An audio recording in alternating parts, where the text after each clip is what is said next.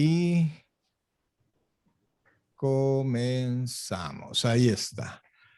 Bien, amados, Dios me los bendiga a todos. Comenzamos la clase número 8 y ya leímos el Evangelio según San Juan, capítulo 1, versículos 35 al 51. El tema de la clase es prácticamente el mismo, solo que es la segunda parte, digamos, ¿verdad? Que es conociendo un poco de los apóstoles y su ministerio. Segunda parte. Vamos a ir viendo, este día solo vamos a ver 5 de los apóstoles. Vamos a estar viendo a Pedro, a Andrés, a Juan, ¿quién es el otro que vamos a ver ahora? Y a Judas, ¿verdad? Entonces, vamos a aprender un poquito de ellos y el resto lo vamos a ir viendo en el desarrollo del Evangelio según San Juan. Así es que vamos al primero de ellos.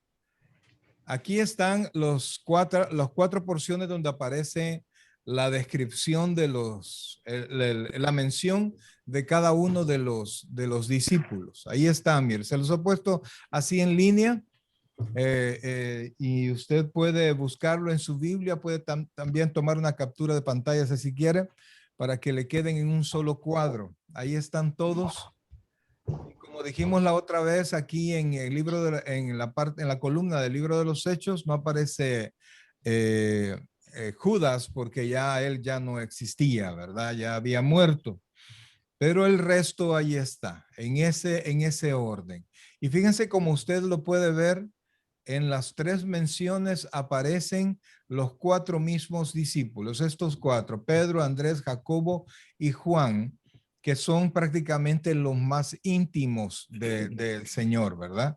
Y vamos a verlos a ellos y espero en el Señor que aprendamos un poquito más en esta noche. Ok, sigamos.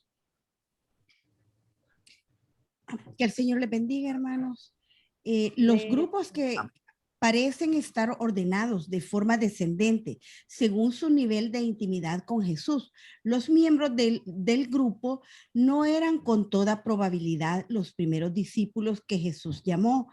Según Juan. Perdón, dice los miembros del grupo 1 eran con toda probabilidad los primeros discípulos que Jesús llamó, ¿verdad? Ya vimos eso, ¿verdad? Sí. Entonces, en la mención que aparece, si usted se da cuenta, aquí, como acabamos de leer, aparecen los primeros 4, todos están en relación directa con la afinidad y con la cercanía que tenían al Señor, con el Señor. Ahí están, ¿verdad? Entonces, sigamos. Por lo tanto, habían estado con él más tiempo y ocupando las posiciones de más confianza en su círculo íntimo, a menudo se les ve juntos en la presencia de Cristo en momentos claves. De los cuatro de este primer grupo, Pedro, Jacobo y Juan forman un círculo aún más íntimo. Están con Jesús en los hechos más importantes, cuando los otros apóstoles no están y no están tan cerca. Por ejemplo, en el monte de la transfiguración y en el huerto de Getsemaní. Ahí están, esos versículos son los que narran ese episodio, ¿verdad? Entonces, estos tres discípulos son los que estaban más cerca del Señor.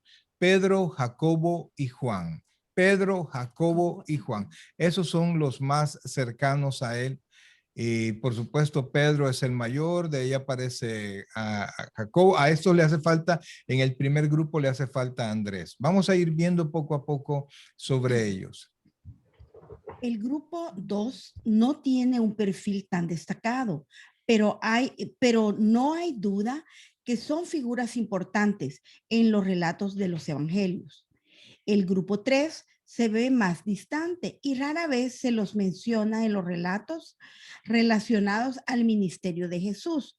El único miembro del grupo 3 acerca del cual sabemos más es Judas Iscariote y sabemos de él por su traición al final. Por eso, Aunque eran 12 apóstoles, solo 3 de ellos parecen haber tenido una relación más íntima con Cristo. Aparentemente, los otros desarrollaron un grado menor de familiaridad personal con el Señor. Ok, eso habla definitivamente que de la búsqueda de los mismos discípulos de acercarse más al Señor. Esto sugiere que aún un grupo relativamente pequeño de 12 es aún demasiado grande para que una persona mantenga una relación estrecha con cada miembro del grupo. Jesús mantuvo a 3 muy cerca. Jesús mantuvo a 3 muy cerca a él, Pedro, Jacobo y Juan.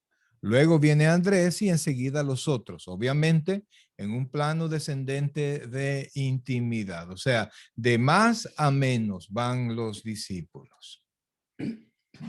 Dentro de los apóstoles existían tal divergencia de personalidades, trasfondos políticos que parecía imposible que los mismos pudieran mantenerse unidos.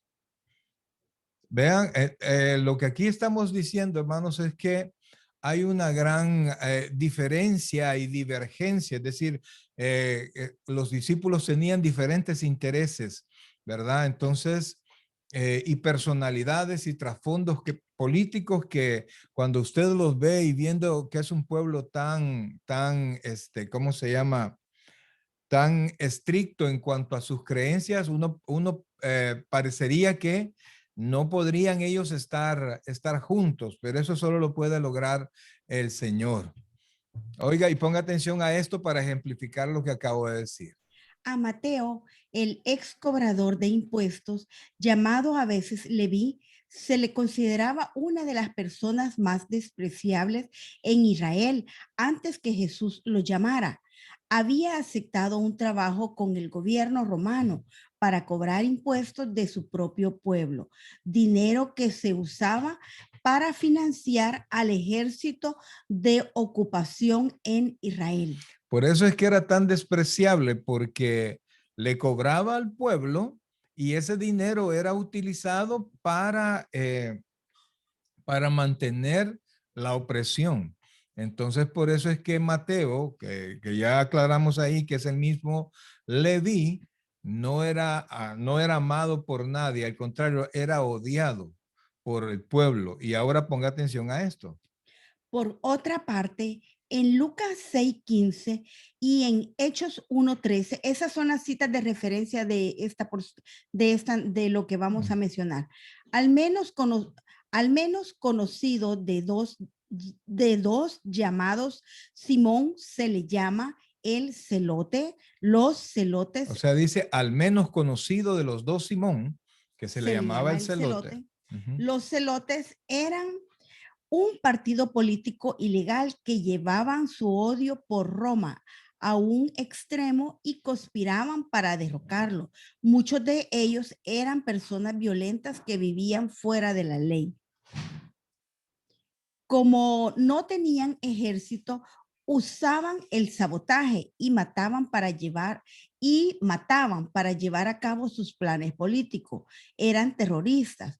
Una fracción de ellos era conocida como los sicarios, literalmente hombres de puñal, debido a la daga pequeña y curva que usaban.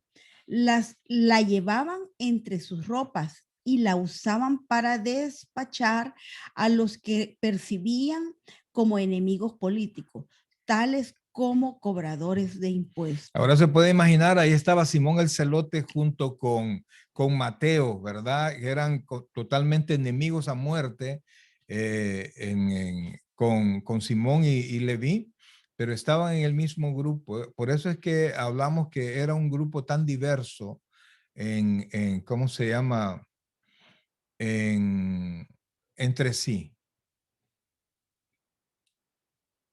Que Mateo, un ex cobrador de impuestos, y Simón, un ex celote, llegaran a formar parte del mismo grupo de los 12 apóstoles, es un testimonio al poder y gracia de Cristo que cambia vidas. Ahí todos tenemos que poner atención a esto, ¿verdad? Y tomar ejemplo de esto, porque no importa las diferencias entre personas, aunque usted considere que son irreconciliables, ¿verdad? Que es imposible que puedan sanarse algún tipo de diferencias personales.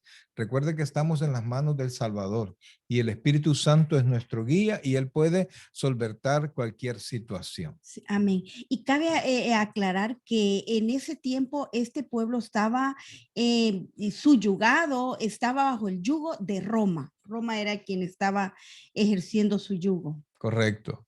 La primera persona en el primer grupo, el hombre que llegó a ser el vocero y líder de todo el grupo fue Simón, a quien también se le llamó Pedro, quien lo relata en Lucas 6:14. Ahora vamos a ver en ese orden, vamos a ver a cada uno de ellos y vamos a comenzar con Simón, que el nombre de él era Simón, hijo de Jonás, llamado Pedro. El de Simón era Simón, hijo de Jonás. El nombre completo de él, ¿verdad? Era Simón, hijo de Jonás. Recuerden que en lugar de apellido se usaba la descendencia de quién era hijo para hacer una identificación de la genealogía. Y todo está relatado en Mateo 6:16, 16:17 y Juan 21 del 15 al 17. Pedro era una especie de sobrenombre que significa roca. Petros es la palabra griega para un pedazo de roca o una piedra. El equivalente arameo era Cefas. Ahí nosotros podemos comprender eso, ¿verdad? Simón, hijo de Jonás. Jesús le llamó Pedro, ¿verdad? Y en arameo era Cefas, ¿verdad? Amén.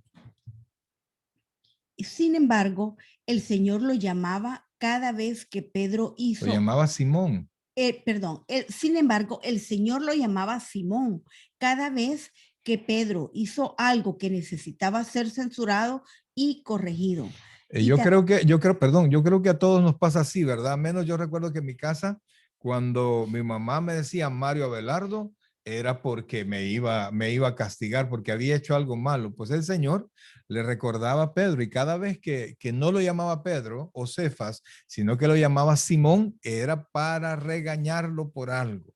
¿Verdad? Y a mí me es algo familiar porque cuando aquí en mi casa o el pastor me dice mi nombre y yo escucho mi nombre, me asusto porque es que está enojado o algo malo ha pasado. Pues algo así era lo que pasaba, ¿verdad? Sí. Por naturaleza, Simón era impetuoso, inconstante y poco digno de confianza. Tendía a hacer grandes promesas que no podía cumplir. Era de aquellas personas que se entregan de cuerpo y alma a una cosa, pero que se rinden antes de terminarla. Por lo general, era el primero en entrar y demasiado a menudo era el primero en salir. Y poco a poco vamos a ir viendo más de cada uno de los discípulos. Recuerden algo que hay que aclarar, ¿verdad? Todos eran discípulos. Todos los creyentes fueron llamados discípulos. Y cuando se les escogió a los 12, allí se les denominó apóstoles. Eso no lo pierdan de vista. Todos los creyentes en el tiempo de Jesús eran discípulos. Y en este tiempo, si nosotros hacemos la comparación, todos los creyentes somos discípulos. De repente se hace la diferencia como para quitar compromiso de la gente, ¿verdad? Que nos enseñan que un cristiano puede no ser discípulo, pero si es creyente, es discípulo. Debe ser discípulo. Así es. Amén. Además, si pueden ver que hay bastantes citas tenemos bastante para estudiar, para poder ver las personalidades y los caracteres y las idiosincrasias de cada uno de los apóstoles. Y nos dice a continuación, cuando Jesús lo encontró, se ajustaba a la descripción que hace Santiago de un hombre de doble ánimo, inconstante en todos sus caminos. Ese era Pedro, ¿verdad? Lo vemos bien fuerte, pero de repente bajaba el paso En la mañana arriba, en la tarde abajo. Eso era Pedro. Y eso es lo que nosotros tenemos que evitar, ¿verdad? Dios puede actuar muchísimo en nosotros, pero tenemos que ponernos en sus manos para no tener un corazón inconstante. Amén. Y eso está en Santiago 1:8. Ahí lo está respaldando la palabra de Dios. Pareciera que Jesús le cambió el nombre a Pedro para que este sobrenombre fuera un recordatorio perpetuo de lo que debería ser. Pedro era exactamente como muchos cristianos como muchos cristianos son hoy en día, carnales y espirituales. A veces sucumbió ante los hábitos de la carne, otras actuó en el espíritu. A veces fue pecador, pero otras actuó como un hombre justo. Como un hombre justo tiene que actuar. Este hombre vacilante, a veces Simón, a veces Pedro, era el líder de los 12. Por eso es que cuando todos hacen mención, ¿verdad? Las 4 menciones que aparecen en la Biblia, todos, absolutamente todos ponen como primero a Pedro, porque definitivamente Pedro fue el líder. Inclusive Lucas, en el libro de los Hechos, cuando hace la mención, se refiere como el primero a Pedro. Amén. Simón Pedro era casado. Lo sabemos por lo que dice Lucas 4:38. Que se recuerdan que la suegra de Pedro se enfermó, ¿verdad? Entonces ahí se hace literalmente referencia a la suegra y por ende a la esposa. En el libro de los Hechos también se menciona que uno de los viajes que hizo Pedro lo hizo junto con la esposa. Con la esposa, sí. Donde se registra la sanidad que milagrosamente obró Jesús en su suegra. En Primera de Corintios 9:5, el apóstol Pablo dice que Pedro llevó a su esposa en uno de los viajes misionero, que es lo que acaba de parafrasearles el pastor. La Biblia no revela si tuvieron hijos o no. Ahora, hasta donde vamos, ¿hay preguntas? Prácticamente ese es un relato nada más, ¿verdad? Sí, y es importante que nosotros conozcamos esto porque así vamos conociendo las diferentes personalidades de todos aquellos que le sirvieron al Señor directamente. Y así nosotros pues tomamos ejemplo porque no fueron nada especial, ninguno de ellos fueron especiales. Y no todos eran iguales. Cada uno, correcto. como dije hace un momento, tenía su propia idiosincrasia, su propio carácter. Sí, así es. Seguimos entonces. Aparte del nombre de Jesús, el de Pedro es el más mencionado en los evangelios. Nadie habla con tanta frecuencia como Pedro y nadie se refiere al Señor con más frecuencia que a Pedro. O sea, vean la relación, ¿verdad? El líder, y por eso es llamado, él es el líder, él es el que más intervenía, ¿verdad? Él dice que es el nombre más mencionado en todos los evangelios y quien más le hablaba al Señor era Pedro, ¿verdad? Ningún discípulo es censurado tanto por el Señor como lo es Pedro, y ningún discípulo censuró a Jesús como lo hizo Pedro. Es en el sentido de que de cuando él, es en Mateo 16:22, cuando le dice Pedro que no vaya a Jerusalén, que no le pase nada. Ahora sigamos. Por eso es importante que nos tomemos un tiempo y veamos las citas bíblicas posteriormente. Ningún otro confesó a Jesús tan decididamente o reconoció su señorío tan inexplicable como explícitamente, como Pedro. Como tampoco ningún otro discípulo lo negó. Nadie es alabado y bendecido por Jesús como lo fue Pedro. Y fue Pedro el único a quien Jesús llamó Satanás. El Señor tuvo cosas más duras para decirle a Pedro que a ninguno de los otros. Entonces, vea que como el mismo Señor Jesucristo había visto en Pedro la persona que iba a ser el encargado, el líder de los... El potencial correcto, vio el potencial que él mismo definitivamente se lo había dado, trató mucho con Pedro, regañó mucho a Pedro, le enseñó, o sea, Y por eso es que cuando ustedes ven que de repente los líderes y comenzamos a presionar a alguien, no es porque sea malo, sino que porque vemos actitudes en él, vemos futuros en la persona y por eso lo hace. Así lo El hizo Jesús. potencial Vemos el potencial, así para es. desarrollar su personalidad como líder es muy necesario. Todo esto contribuyó a hacer que el líder, No, el líder no, perdón. Todo eso contribuyó a hacer de él perdón, el líder que Cristo quería que fuera. Dios tomó a un hombre con una personalidad ambivalente. Cuando ambivalente es que tenía varias veces diferentes intereses, se cruzaban los intereses como algunos que yo conozco, todos los cristianos, de repente me interesa en el trabajo, me interesa en la casa y el Señor, entonces a Pedro se le cruzaban los cables vacilante y con personalidad impulsiva, rebelde, y lo transformó en un líder fuerte como una roca, el predicador más grande entre los apóstoles y en todo sentido la figura dominante en los primeros 12 capítulos de los Hechos, como ocurre en el nacimiento, cuando ocurre el nacimiento de la iglesia. Ese es Pedro, ¿verdad? Y aunque hizo muchas cosas, entre ellas, pues todos recordamos a Pedro como quien negó al Señor, pues fue el único que caminó sobre las aguas y el único que desenvainó su espada por Cristo. Sigamos. Todo esto, todo eso contribuyó a hacer de él el líder que Cristo quería que fuera. Dios tomó a un hombre con una personalidad ambivalente, como lo dijo el pastor hace un momento, y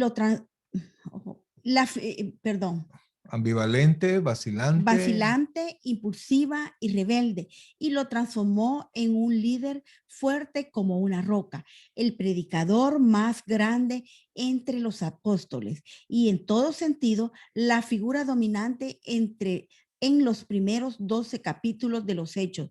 Como dijimos, es cuando ocurre el nacimiento de la ¿Se iglesia. recuerdan? Esto es en Pentecostés, ¿verdad? Cuando Pedro abrió su boca para predicar en esa noche, 3,000 personas se convirtieron. ¿Verdad? Este Pedro, el que estamos llamando inconstante, que estamos llamando impulsivo, rebelde, pero se transformó en el líder que Dios necesitaba para actuar a través de él. Amén. Hay tres características de Pedro que junto con la dirección del Señor contribuyeron a hacer de él el líder que llegó a ser. La primera es la curiosidad en el sentido de inquirir. Esto es importante, amados, ¿verdad? Y esto es algo yo deseo que todos ustedes lo tengan, ¿verdad? Pero de curiosidad de cómo funciona, de cómo hacerlo funcionar o de aprender, a eso se refiere la curiosidad, el sentido de inquirir, de ver la verdad de las cosas o llegar al fondo del asunto.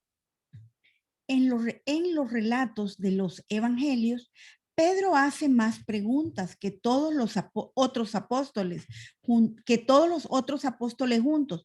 Por lo general, era Pedro el que le pedía al Señor que le explicara frases difíciles de entender, como las que están en Mateo 15:15 y en Lucas 12:41. ¿Quieres que lea? Ok. Entonces, vean que esa cualidad de Pedro, pues lo hizo a él ser la parte importante que los discípulos querían. Prácticamente era la conexión entre los discípulos y el Señor para las direcciones, a la dirección en el sentido qué es lo que iban a hacer. Cuando algo no quedaba claro, era Pedro quien preguntaba. Entonces, por eso es que es importante, amados, que podamos tener eso, curiosidad. No tenga temor de preguntar. Mire, no hay problema que no haya entendido. El problema es que terminemos y usted no preguntó y se fue sin entender, ¿verdad? Esto prácticamente son los relatos, no hay mucho que analizar, ¿verdad? Pero sí de aprender. El Mateo 15:15 es corto el versículo, pero nos habla en la parábola de lo que contamina al hombre. Respondiendo Pedro le dijo, explícanos esta parábola. Luego que el Señor les había dicho, les había relatado la parábola, vino Pedro y no se quedó así nomás, como siempre el pastor nos dice a todos, ¿tienen alguna pregunta? Pedro no se quedó callado, sino que le dijo, respondiendo Pedro le dijo, explícanos esta parábola. Y ya sabía que que muchas preguntas iban a recibir una reprimenda, pero vean lo que Y dijo el luego Señor. en el 16, Jesús dijo, también vosotros sois aún sin entendimiento, les dijo. Eso fue un regaño, ¿verdad? Pero Pedro consiguió lo que buscaba, que era aprender.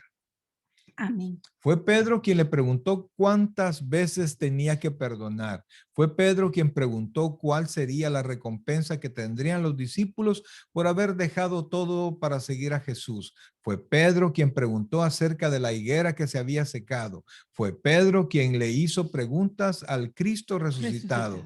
Él siempre quería saber más, entender mejor. Y esa clase de curiosidad es un elemento fundamental en un verdadero líder. Pregunte. Amén. La manera de llegar al fondo es haciéndose preguntas, aún en sus problemas personales, ¿verdad? Hágase las preguntas indicadas para llegar al fondo. Y algunas veces, si ustedes escuchan un tono diferente o un regaño como lo hizo el Señor Jesucristo, es algunas veces para fortalecernos o para aclarar alguna duda o para templarnos el carácter. Así es, así es. Vamos a seguir. Otro ingrediente necesario es, y esto es importante, la iniciativa. Pedro no solo hacía preguntas, sino que por lo general también era el primero en contestar cualquier pregunta que Jesús hiciera.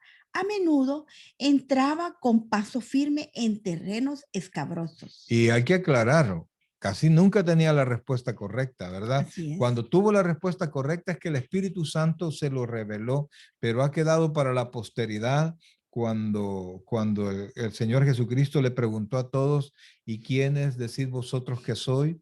Y Pedro le dijo, tú eres el Cristo, ¿verdad? Identificando que había reconocido la deidad de Cristo. Amén. Hay un tercer elemento de materia prima que hace a un verdadero líder, el compromiso, la participación. Los verdaderos líderes están siempre en el centro de la acción. El compromiso es algo tan necesario. Y tan escaso. Escaso. Pero todos es tan necesario. Todos amén, quieren estar, pero todos no quieren queremos ser asociarse. líderes, todos queremos estar al frente, pero no todos queremos pagar el precio porque el compromiso requiere un precio que pagar, el estar siempre. Así es. Sigamos. Tres cualidades del carácter de Pedro tres cualidades de carácter que Pedro debió aprender para ser un buen líder fue la sumisión respecto a la autoridad, sujeción, autocontrol y humildad. Esto es importante, amados, y me pareció importante sacarlo porque ustedes son líderes, todos, y tienen que aprender a desarrollarse. Y si alguien no considera que es líder por el hecho de estar en este pequeño grupo que va a ser prácticamente la simiente prácticamente la nueva iglesia que estamos formando porque estamos casi comenzando, es necesario que adquieran, que ustedes aprendan y tengan en su mente que deben ser sumisos a la autoridad, ¿verdad? Reconocer la autoridad y respetarla. Deben ser sujetos. Cuando hablamos de sujeción, nos referimos al autocontrol. Pedro no tenía autocontrol, pero lo aprendió después. Y a la humildad. ¿Qué es la humildad? Es el lugar exacto que yo tengo frente a Dios. Por eso es que delante de todos los hombres debemos ser humildes, porque yo me mido con Dios, no con el cristiano o el impío que tengo enfrente. Muerte de Pedro. Según la tradición, después de pasar por múltiples juicios en Roma, Simón Pedro fue crucificado. pero al sentirse indigno de ser crucificado de la misma manera que su Salvador Jesús, pidió ser crucificado boca abajo en una cruz invertida y así fue. Esto no lo narra la Biblia, entonces tenemos que ir a la historia, A la historia. ¿verdad? Tenemos que ir a la tradición para poder rescatar información al respecto. Entonces, Pedro, aún en su muerte, pues, marcó la pauta, ¿verdad? Yo no voy a morir como mi Salvador. ¿Preguntas? Ok. ¿Qué idioma es Cefas? Hebreo. No. Arameo. Arameo, correcto, ¿verdad? ¿Y qué quiere decir Pedro? Roca. Roca, pequeña, ¿verdad? Un trozo de roca. Ok, ahí vamos, ahí vamos. Prueba superada por el momento. Óigame, dígame. Van ganando los Asensios. Un punto al examen. Dígame, Kenny. Según las descripciones que estamos viendo de los apóstoles, entonces cuando Jesús decía que alguien lo iba a traicionar, ahora entendemos por qué entre ellos no se podía identificar, porque todos tenían cualidades negativas. Correcto. Y por eso convivían, pero con el mismo temor de que cualquiera podría haber sido, porque todos tenían cualidades muy negativas. Correcto. Y fíjense que aún Judas, sabiendo, nadie lo pudo identificar. Y el Señor Jesucristo dijo, con quien moje el pan, y Judas lo mojó con él, pero ellos no lo pudieron identificar. Judas era tremendo, pues, ¿verdad? Era súper hábil, pero ya vamos a ver por qué va a ser el último de los discípulos que vamos a ver ahora. La vida de Pedro podría resumirse con las palabras finales de su segunda carta. Pongan atención porque aquí resumimos prácticamente toda la vida de Pedro. Creced en la gracia y conocimiento de nuestro Señor y Salvador Jesucristo. Eso lo encontramos en segunda de Pedro 3:18. Eso es exactamente lo que hizo él. Y por eso es que llegó a ser Roca, el gran líder de la iglesia primitiva. Así es, ahí estamos. Más detalles vamos a ir viéndolos en el camino en el desarrollo del evangelio, ¿verdad? Ahora vamos con Andrés. Vamos a ver a Andrés, el hermano de Pedro. Ahora, ya vimos hasta aquí, ya inclusive leímos quién es la porción que Juan relata de los discípulos, ¿verdad? Entonces, ¿quién llegó primero al Señor? ¿Andrés o Pedro? Andrés. Andrés, ¿por qué? Andrés Dale, dale.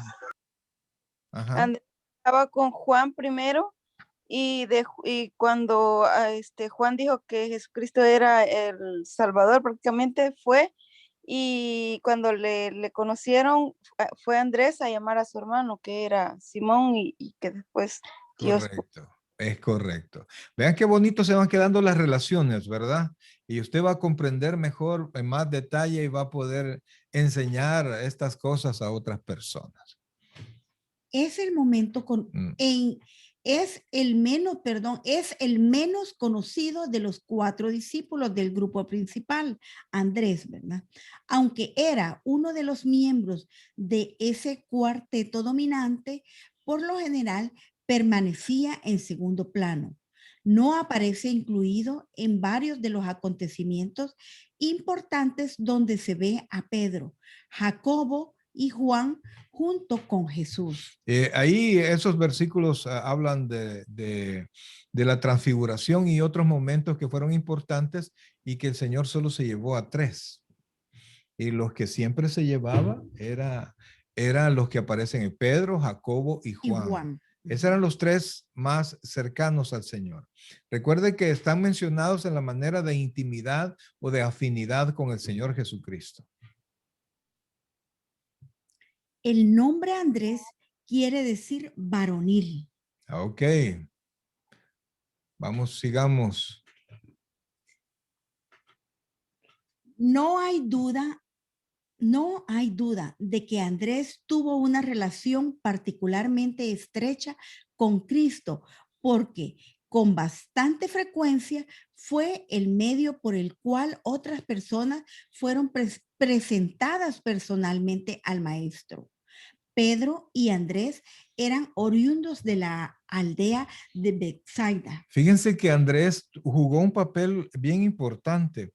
Digamos así, Andrés fue como un excelente segundo, ¿verdad? No, nunca buscó ser el primero, era también un líder, pero no tuvo problemas con estar debajo de su hermano Pedro, que tenía una personalidad más agresiva, más fuerte, pero él era el que llevaba, cuando alguien quería hablar con el Señor, lo hacían a través de Andrés.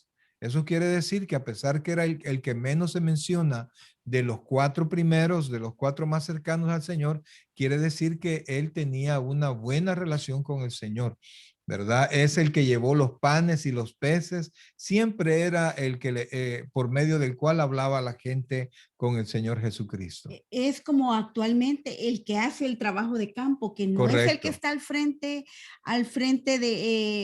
frente a un micrófono en la iglesia, pero hay personas, la iglesia tiene personas que andan haciendo el trabajo de campo, que es invitando, porque a las personas que usted puede llegar, nosotros no podemos llegar, y eso era lo que hacía Andrés, que llegaba él como era oriundo, como dice, de la aldea, de la comunidad. Cada uno conoce personas que tal vez diferentes. Entonces, cada uno hacía su trabajo y Andrés iba a las personas que él conocía a hacer, como le repito, el trabajo de campo, llevando las buenas nuevas. Son aquellas personas que sin estar a frente no se podría realizar el evento o el desarrollo sin ellos, ¿verdad? Porque son de suma importancia. Amén. Su vida se desarrolló a la sombra de su hermano. De hecho, aparte de los lugares donde se menciona a los 12 discípulos, su nombre aparece solo 9 veces en el Testamento. Y la mayor parte de estas referencias solo son mencionadas al pasar. Ok. El Evangelio de Juan describe el primer encuentro de Andrés con Jesús. Esto ocurrió en el desierto, donde Juan el Bautista estaba predicando el arrepentimiento y bautizaba a los que se convertían. Y Andrés. Vean ese detalle, por favor, y ténganlo en mente. Amén. Andrés y Juan, este detalle. Andrés y Juan eran discípulos de Juan el Bautista. Así es. Ahora vamos a la muerte de Andrés. Muerte de Andrés. En atención a que la Biblia aporta muy poco de la vida de Andrés, citaremos al historiador religioso del siglo XV, Dorman Newman. Andrés, el hermano de Pedro, viajó a Patras, al occidente de Grecia, en el año 69 después de Cristo, donde por el procónsul romano Agetes debatió con él sobre religión. Aegetes intentó convencer a Andrés de renunciar al cristianismo para que no fuera torturado y ejecutado. Sin embargo, cuando eso no funcionó, aparentemente decidió darle a Andrés todo el tratamiento. Andrés fue azotado y luego atado a una cruz con el fin de que sufriera por un tiempo más largo antes de morir. Andrés vivió durante 2 días mientras predicaba a los que pasaban a su alrededor. O sea, que tenía un corazón pues bien entregado al Señor, Así bien es. entregado a la misión, y entonces inclusive crucificado seguía predicando. Sí. Así murió Andrés. Nunca se rindió. Así es. Muy importante. Y vamos a ver al apóstol Jacobo. Jacobo es el que nos resulta menos familiar. El relato bíblico prácticamente carece de detalles explícitos sobre su vida y carácter. En los evangelios nunca aparece como un personaje solo, sino que siempre es presentado haciendo pareja con su hermano más joven y más conocido, Juan. La única vez que se le menciona solo es en el libro de los Hechos, donde se registra su martirio. Aquí podemos ver, ya más adelante vamos a ver la muerte de Jacobo, pero podemos ver de quién era hermano, ¿verdad? Acuérdense de las dos J, ¿verdad? Jacobo y Juan. Y Juan. Zebedeo, su padre, tenía su éxito financiero. Era de la tribu de Leví. Su compañía de pesca era suficientemente grande como para emplear a un buen número de jornaleros. Eso lo relata Marcos 1:20. Es por eso que Juan, su hermano, era conocido del sumo sacerdote. Y por eso fue que pudo conseguir que permitieran la entrada de Pedro al patio del sumo sacerdote la noche del arresto de Jesús. Entonces vean, estos dos muchachos, Jacobo y Juan, venían de una familia pudiente, ¿verdad? Y su padre era el que era realmente conocido. Ellos dos eran conocidos como los hijos de Zebedeo. Más adelante vamos a ver que a ambos se les conoció como los hijos del trueno. Por ese mismo hecho de estar financieramente en mejor condición, ellos eran un poquito así duros, prepotentes. Y por eso, y la mamá de ellos era una señora que apoyaba el ministerio del Señor y fue aquella que se le acercó y le dijo, Señor, que en tu reino mis hijos se sienten a un lado y el otro al otro lado, porque por sus aportaciones consideraban que debían de tener un privilegio especial, Amén. ¿verdad? Y entonces eso siempre es lo que sucede, ¿verdad? O no siempre, muchas veces cuando tenemos una familia específica que aporta mucho al ministerio y realmente nosotros tenemos que saber que la bendición viene de Dios y todo lo que invirtamos en el ministerio, el único, por decirlo así, derecho que nos da es con Dios, ¿verdad? Y es un privilegio participar de todo eso. Y como vieron, ahí está un versículo donde está el relato anteriormente. El mismo grupo de 3 fue testigo de la gloria de Jesús en el monte de la transfiguración. Eso lo podemos ver el relato en Mateo 17:1. Jacobo estuvo entre los 4 discípulos que privadamente hicieron preguntas a Jesús en el monte de los olivos. Eso lo relata también Marcos 13:3. Y también aparece incluido de nuevo con Juan y Pedro, cuando el Señor urgió a estos 3 a orar con él privadamente en Getsemaní. Que por cierto fueron los que se durmieron, ¿verdad? Eran bien cercanos, pero se durmieron. Se durmieron. Y ese relato está en Marcos 14:33. Si hay una palabra clave que se aplica a la vida del apóstol Jacobo, esta es pasión. Recuerden, pasión, de lo que nosotros debemos de estar llenos para poder continuar en la obra. De lo poco que sabemos de él, es obvio que fue un hombre de un tremendo fervor e intensidad. De hecho, Jesús dio a Jacobo y a Juan un sobrenombre. Los llamó Boanerges, que quiere decir hijos del trueno. Y esto es tremendo, fíjense hermanos, porque Jacobo es conocido, Juan es conocido como el apóstol del amor, ¿verdad? Pero ese amor lo aprendió, no lo traía en sí mismo, sino que lo aprendió del Señor. Amén. Ahora vamos a la muerte de Jacobo. La muerte de Jacobo. El final de la historia de Jacobo, desde una perspectiva terrenal, se registra en en Hechos 12 del 1 al 3. En aquel mismo tiempo, el rey Herodes echó mano a algunos de la iglesia para maltratarles y mató a espada a Jacobo, hermano de Juan. Y viendo que esto había agradado a los judíos, procedió a prender también a Pedro. O sea que pasaron a ser menos, ¿verdad? Los discípulos que habían andado con el Señor. Aquí se narra, ahí la Biblia es de las pocas muertes que realmente relata de los apóstoles. Ahora vamos con el apóstol Juan.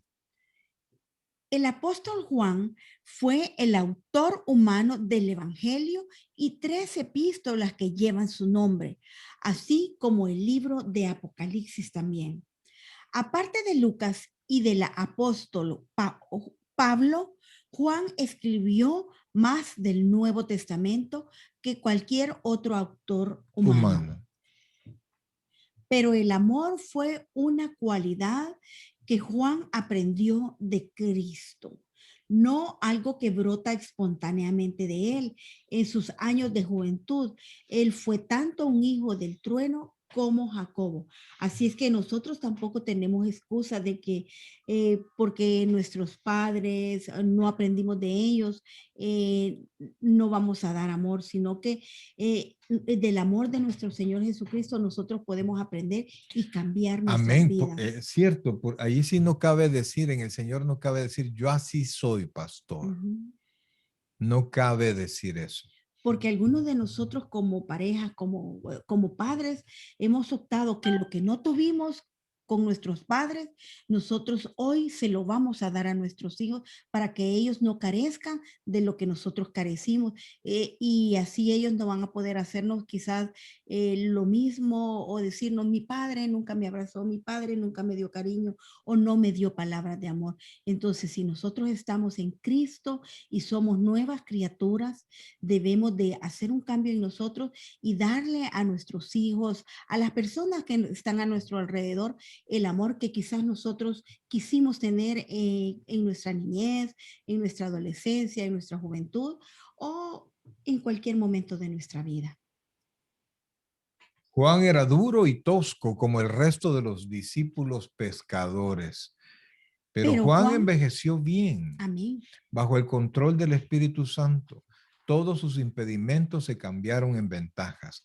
Compare al joven discípulo con el anciano patriarca y verá que al madurar, sus esferas de grandes debilidades se transformaron en sus puntos más fuertes. Amén. Él es un ejemplo formidable de lo que nos puede ocurrir a nosotros cuando crecemos en Cristo, dejando que la fuerza del Señor se perfeccione en nuestra debilidad. Amén. Vamos, ¿preguntas? Es que realmente que solo es narración, ¿verdad? No hay mucho, pero tiene que ir tomando, amados, tiene que ir tomando porque aquí hay mucha información, ¿verdad? El celo de Juan por la verdad le dio su forma a su manera de escribir. Oiga, y esto, por favor, de todos los escritores del Nuevo Testamento, él es el más definido en su pensamiento. Piensa y escribe en absolutos. ¿Qué se refiere a eso? Lo que es blanco, lo que es negro. No hay grises. Trata con hechos patentes. Para él todo está determinado. En su enseñanza no hay muchas áreas grises porque él tiende a poner las cosas en un lenguaje absoluto, antitético. Antitético es decir, dos tesis enfrente, ¿verdad? Como lo hace Proverbios, que habla de proverbios antitéticos, que pone al sabio con el necio, al justo contra el injusto. A eso se refiere, es una antítesis. Por ejemplo, en su evangelio pone luz contra la oscuridad, la vida contra la muerte, el reino de Dios contra el reino del mal, los hijos de Dios contra los hijos de Satanás, el juicio de los justos contra el juicio de los malos, la resurrección de la vida contra la resurrección de la condenación, recibir a Cristo contra rechazar a Cristo, el fruto contra la esterilidad, la obediencia contra la desobediencia y el amor contra el odio. Así era Juan, así se definió Juan. Así es. Y es bueno ser así, hermanos. Es bueno ser así. Tener las cosas claras y mantenerlas así. No ser relativo. ¿verdad? No ser frío o no ser tibio, mejor dicho, ¿verdad? Así era Juan, así son sus escritos, aunque escribe con amor, pero escribe, las verdades están sumamente firmes. Y esa es la importancia, y como lo pueden ver también en el discipulado, tratamos de desarrollar eso en cada uno de nosotros, el conocer lo verdadero y lo falso. Así es, y eso, amados hermanos, tenemos nosotros que ser. Yo sé que queremos quedar bien con la gente, ¿verdad? Pero cuando la Biblia dice que así es, así se queda. Amén. Eso depende. No, si la Biblia dice que así es, así se queda. Amén. ¿Verdad? Lo demás, obedecer a medias es desobedecer.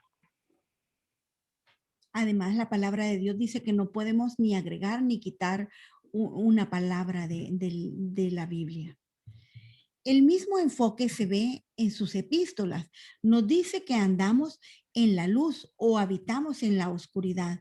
Si somos nacidos de Dios, no pecamos. En realidad, no podemos pecar. Y nos lo dice Primera de Juan 3:9. O somos de Dios o somos del mundo. Primera de Juan 4, del versículo 4 al 5. Si amamos, hemos nacido de Dios. Si no amamos, no hemos nacido de Dios. Versículo 7 al 8. De la misma Primera de Juan 4. De la Primera de Juan. Juan escribe, todo aquel que permanece en él no peca. Todo aquel que peca no le ha visto ni le ha conocido. Primera de Juan 3:6. Dice todas estas cosas sin modificarlas y sin suavizar las líneas duras. Y es que ese es nuestro trabajo. No tenemos por qué suavizar la Biblia, ¿verdad? No tenemos por qué, si el Señor llama a algo pecado, no tenemos que cambiarle el inconveniente, ¿no? La Biblia dice que es pecado y así lo tenemos que llamar. Amén. Juan murió. Según la mayoría de los relatos, alrededor del año 98 después de Cristo, durante el reinado del emperador Trajano, Jerónimo dice que su comentario, en su comentario, Jerónimo dice en su comentario sobre Gálatas que el anciano apóstol Juan estaba débil, que tenía que llevarlo a la iglesia. Una frase estaba en sus labios: queridos hijos, ámense los unos a los otros. Cuando se le preguntó por qué siempre decía eso, respondió, es el mandamiento del Señor, y si solo esto se hace, es suficiente. Así es. Así fue Juan. Ahora vamos a ver a Judas, el traidor. Hemos visto los que yo considero que son más importantes por el momento, y luego cuando entremos al Evangelio un poquito más, en los relatos del Evangelio, vamos a aprovechar para dar detalles del resto. Judas el traidor es el más notorio y universalmente despreciado de todos los discípulos. Es Judas Iscariote, el traidor. Su nombre aparece al final de todas las listas bíblicas, excepto en la de Hechos 1, donde su nombre no aparece. Cada vez que Judas es mencionado en las Escrituras, encontramos una referencia a su condición de traidor. Los otros 11 apóstoles son una gran aliciente para nosotros, porque ejemplifican cómo las personas comunes y corrientes con defectos típicos pueden ser usadas por Dios en forma extraordinaria y admirable. Judas, por otra parte, perdura como una advertencia sobre el potencial que tiene el mal cuando hay descuido espiritual, oportunidades malgastadas, lujuria y dureza de corazón. O sea que contraponemos, ¿verdad? Los discípulos, los 11 otros discípulos que aunque con muchos defectos, pues lograron salir adelante, y también se ejemplifica a Judas como aquel que tuvo todas las oportunidades y todo el potencial, pero su descuido de su vida espiritual le llevó a terminar en condenación. Amén. Fue íntimamente familiar con todas las enseñanzas de Jesús. Sin embargo, se mantuvo incrédulo y fue a una eternidad sin esperanza. El nombre Judas es una forma de Judá. El nombre significa Jehová guía, lo que indica que cuando él nació, sus padres deben haber tenido grandes esperanzas de que él fuera guiado por Dios. La ironía del nombre es que ninguna persona fue jamás guiada más claramente por Satanás que Judas. Así es. Entonces, amados hermanos, ahí nosotros tenemos que tomar ejemplo de esto, ¿verdad? No es que vamos a ser Judas, sino que, por el contrario, tenemos nosotros que saber que las oportunidades en el Señor, oportunidades de crecer o de servirle, se pueden perder. Se pueden perder y por eso es que tenemos que estar nosotros atentos a desarrollarnos positivamente en el Señor. ¿Y por qué le llamábamos Iscariote? Su segundo nombre, Iscariote, se refiere a la religión de donde a la región de donde procedía. Está derivado del término hebreo Ish, hombre, y el nombre de un pueblo Keriot, nombre de Keriot. Hombre de Keriot. Hombre de Keriot. Probablemente Judas venía de Keriot Serón. Josué 15:25 habla de esa ciudad. Si nos relata sobre esa ciudad. Un pueblo humilde en el sur de Judea. Aparentemente era el único de los apóstoles que no procedía de Galilea. Así es. Entonces estamos hablando del traidor, ¿verdad? Es obvio, sin embargo, que Judas no se sintió atraído por Cristo en un sentido espiritual. Y eso es bien importante, hermanos, que nosotros tenemos que buscar al Señor, no por las amistades, no por la iglesia, no por el pastor, sino que por el Señor, por la enseñanza, por la guía espiritual que nos da, por la salvación, por la palabra de Dios. Esas tienen que ser nuestras motivaciones. Siguió a Jesús por un deseo de ganancia egoísta, ambiciones mundanas, avaricia y codicia. Percibía el poder de Jesús y quería un poder igual para él. No estaba interesado en el reino por la salvación o por Cristo, sino que estaba interesado solo en lo que podía obtener para beneficio propio. La riqueza, el poder y el prestigio eran lo que alimentaba sus ambiciones. Y por eso también nosotros tenemos que estar atentos a cuáles son nuestras motivaciones para seguir al Señor, cuáles son nuestras motivaciones para estar acá en este momento, cuáles son nuestras motivaciones para servirle y para hacer todas las cosas que Dios nos pide. Amén. Judas vendió a Jesús por una cantidad ínfima, tan pronto como hubo completado el trato, su conciencia despertó. Se encontró a sí mismo en un infierno de su propia creación, sin poder sacar de la mente lo que había hecho. El dinero, algo que hasta el momento había sido tan importante para él, ahora no significaba nada. Así es, que las pérdidas espirituales hacen que todo pierda valor, ¿verdad? Y por el contrario, cuando nosotros estamos tomados de la mano del Señor, hasta lo más pequeño nos trae gozo porque nosotros estamos seguros que viene del Señor. Mateo 27, del 3 al 4 dice: entonces Judas, el que le había entregado, viendo que era condenado, devolvió arrepentido las 30 piezas de plata a los principales sacerdotes y a los ancianos, diciendo: yo he pecado entregando sangre inocente. El problema de Judas es hacia dónde fue. No fue a la cruz a pedir perdón, sino que regresó a los sacerdotes, tratando él de arreglar su propia vida y su propio error. Y eso hacemos muchas veces nosotros. Amén. No buscamos al Señor para que nos perdone y para que nos ayude, sino que queremos nosotros remediar. Alguien una vez me decía, no, yo todavía no puedo acercarme al Señor, no puedo bautizarme o no puedo hacer esto hasta que arregle varias cosas en mi vida. No hay nadie que arregle las cosas sin Dios.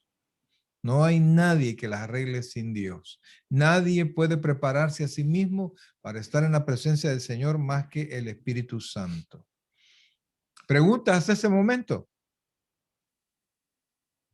Seguimos.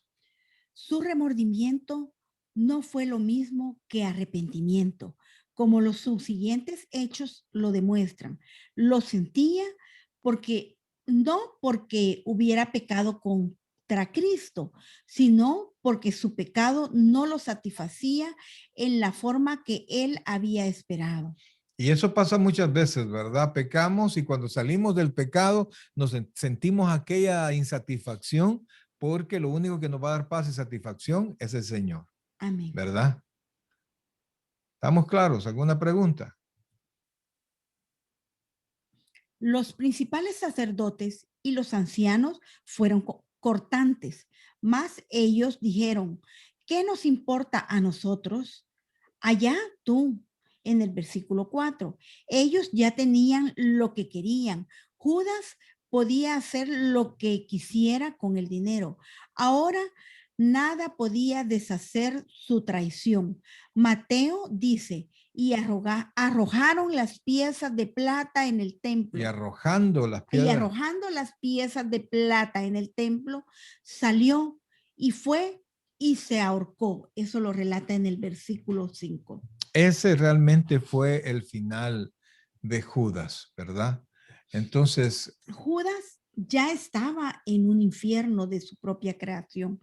Su conciencia no quedaría silenciosa. Y esa es la misma esencia del infierno. El pecado trae culpa y el pecado de Judas le trajo un sufrimiento insoportable. Mateo concluye su relato sobre Judas diciendo, los principales sacerdotes, tomando las piezas de plata, dijeron, no es lícito echarlas en el tesoro de las ofrendas, porque es precio de sangre. Y después de consultar, compraron con ellas el campo del alfarero para sepultura de los extranjeros, por lo cual aquel campo se llama hasta el día de hoy campo de sangre, según Mateo 27, 6, versículo 6 al 8. ok, hemos visto entonces cinco apóstoles, ¿verdad? Recuerde, esto vuelvo a traérselos a cuenta, discípulos eran todos los creyentes y ahora les puedo decir, discípulos son todos los creyentes. Pero cuando los tomaron, Cristo los tomó aparte, los llamó apóstoles y esto significaba enviados. Ok, amados, vemos las vidas de estas personas, ¿verdad? Híjole, vemos las vidas de estas personas y que, ¿cómo? No falta. Perdón, entonces nos hizo falta una porción, ahorita vamos a ver. Y vamos a ver lo que nos dice Hechos. Hechos del 1 del 18 y 19. Nos relata, pues, con el salario de su iniquidad, adquirió un campo y cayendo de cabeza, se reventó por la mitad y todas sus entrañas se derramaron y fue notorio a todos los habitantes de Jerusalén, de tal manera que aquel campo se llama en su propia lengua Aceldama, que quiere decir campo de sangre. Y esta es la forma como Judas murió. Así es. Así es que, amados hermanos, allí estamos. Este es un relato así, tendría que decirle corto, ¿verdad? Porque anduve buscando un montón de información y adquirimos algunos libros también para poderles mostrar esto y habría mucho que decir. Dígame, hermana Kenny. ¿Cómo es realmente que murió Judas? ¿Se ahorcó o se abrió la cabeza? Lo que pasa es que se ahorcó, pero se rompió la rama. Y entonces al caer el cuerpo, se despedazó. Entonces Judas, su el muerte lugar, fue ahorcada, ajá, pero después se cayó y se despedazó.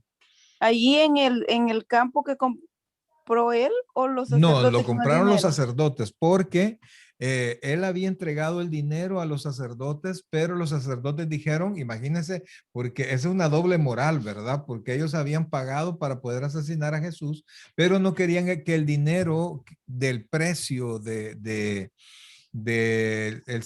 Señor entrara a las arcas del templo, cuando ellos mismos, asesinos, estaban en el templo. Eso es tener una doble moral, ¿verdad? Solo moral religiosa, pero no una verdadera moral delante del Señor. Entonces ellos dijeron, no puede entrar ese dinero, mejor compremos un terreno y enterrémoslo allí. Y sirvió para enterrar a Judas, y por eso es que se llamaba Aceldama, ¿verdad? Que significaba campo de sangre, porque allí fue notorio para toda la gente la muerte de Judas. Y ese fue el lugar que él eligió para ir, para ahorcarse.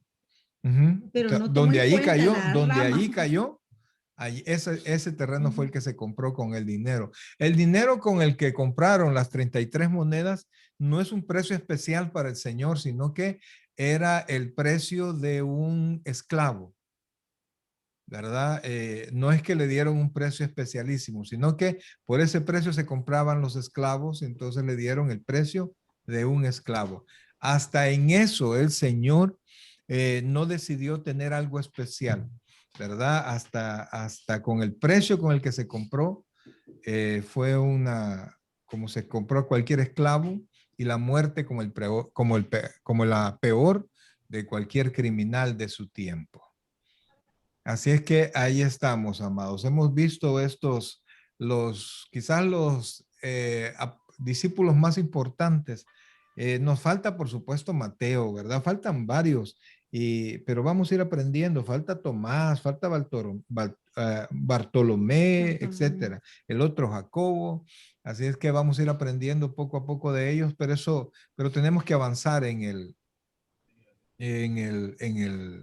Evangelio de Juan. Así es. Esto es un poco de conociendo a los apóstoles y su ministerio. Recuerden que por honor al tiempo de cada uno, no hemos podido ir leyendo los versículos, pero ustedes pueden leerlo para confirmar lo que hemos ido parafraseando de los relatos de cada uno de ellos y que hemos hecho mención. En una media hora más o menos ya va a estar disponible ahí en YouTube. Recuerden, no lo comparte, sino que solo véalo, ¿verdad?